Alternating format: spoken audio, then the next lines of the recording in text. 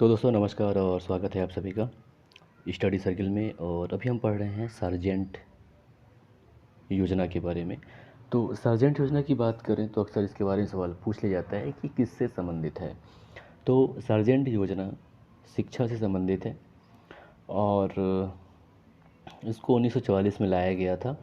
और अगर हम बात करें सार्जेंट योजना का औपचारिक नाम की, तो इसका पूरा नाम था report of the sergeant commission on post war education development in India, यानी कि भारत में युद्ध उपरांत शिक्षा विकास पर सार्जेंट आयोग की रिपोर्ट।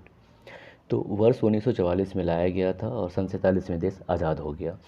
तो जब इसको लाया गया था सार्जेंट योजना को, तो जो देश के बहुत सारे नेता थे जो वो इस योजना पर हंस रहे थे। उन्हें कहना ये था कि तो बता रहा हूँ कि मतलब वो क्यों हंस रहे थे। उनके हंसने का वजह ये था,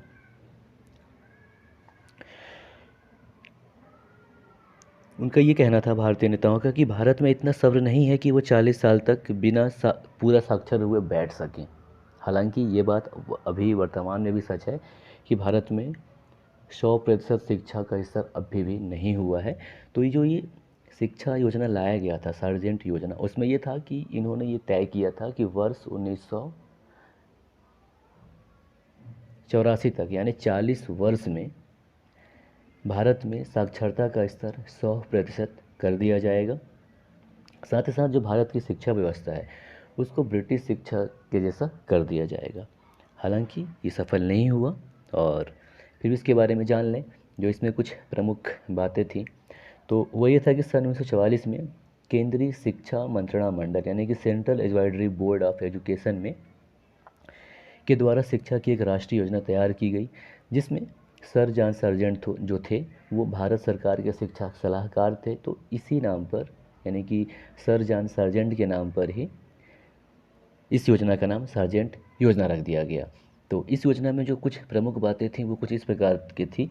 पहला था कि 3 से 6 वर्ष की आयु समूह के बच्चों के लिए प्री प्राइमरी या पूर्व प्राथमिक या प्रारंभिक शिक्षा की व्यवस्था की जाएगी।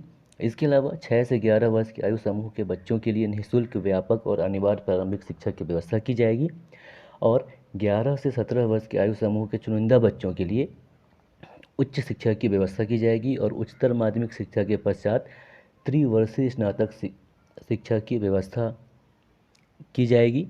और उच्चतर माध्यमिक शिक्षा जो होंगे उसके दो भाग होंगे। पहला है कि विद्या विषयक शिक्षा, यानी कि एकेडमिक एजुकेशन, और दूसरा है तकनीकी और व्यावसायिक शिक्षा की व्यवस्था की जाएगी, यानी कि टेक्निकल और वोकेशनल एजुकेशन। इसके बाद जो दूसरा बात था वो ये था कि तकनीकी, वाणिज्यिक एवं कला विषयक शिक्षा की व्यवस्था भी होनी चाहिए। साथ ही साथ जो तीसरा बात था शिक्षा सार्जेंट योजना का, उसका ये था कि जो उच्चतर माध्यमिक पाठ्यक्रम हैं उनको समाप्त कर दिया जाना चाहिए। और चौथा बात इस योजना की ये थी कि 20 वर्षों में वयस्कों को साक्षर बना दिया जाए। इसके अलावा पांचवी बात ये थी कि शिक्षकों के प्रशिक्षण, शारीरिक शिक्षा एवं मानसिक और शारीरिक तौर पर विकलांगों को शिक्षा दिए जाने पर बल दिया जाए।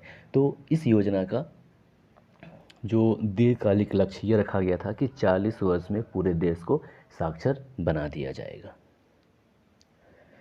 That's it. नमस्कार। जय हिंद।